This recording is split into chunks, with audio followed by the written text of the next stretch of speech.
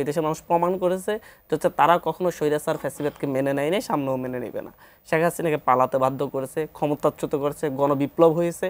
তার পরবর্তী সময়ে শেখ হাসিনা এটা জন আকাঙ্ক্ষার বিরুদ্ধে গিয়ে শেখ হাসিনা এটাকে অস্বীকার করার চেষ্টা করেছে, বিদেশি ষড়যন্ত্র বলার চেষ্টা করেছে। কিন্তু এই দেশে এটা 1971 সাল না, কিংবা হচ্ছে 72 থেকে 75 সাল না, এটা প্রত্যেকটি ঘটনার সুচারু হচ্ছে প্রমাণ রয়েছে। হত্যাকাণ্ডের নির্দেশের প্রমাণ রয়েছে, হত্যাকাণ্ড সংঘটিত হওয়ার প্রমাণ রয়েছে, ভিডিও রয়েছে, অডিও ক্লিপ রয়েছে। সেখান থেকে বাংলাদেশ এই প্রথম একটা স্বচ্ছ বিচার প্রক্রিয়া দেখছে আমি মনে করি। হচ্ছে এইরকম বিচার প্রক্রিয়া বাংলাদেশে আগে কখনো ঘটে নাই। সাউথ এশিয়াতে কোনো রাষ্ট্রে ঘটেছে কিনা আমি জানি না।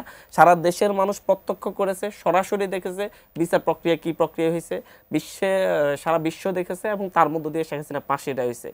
এর মধ্য দিয়ে শেখ হাসিনা বাংলাদেশে আসলে ফাঁসির দড়িতে ঝুলতে হবে এটা নিশ্চয়তা পেল। এবং সে যে হত্যাকাণ্ডগুলো ঘটিয়েছে এতদিন, জাতিসংঘের রিপোর্ট হয়েছে, আন্তর্জাতিক বিভিন্ন মানবাধিকার সংস্থার রিপোর্ট হয়েছে, বিচারের মধ্য দিয়ে এটা বিচার প্রক্রিয়াটাও হলো।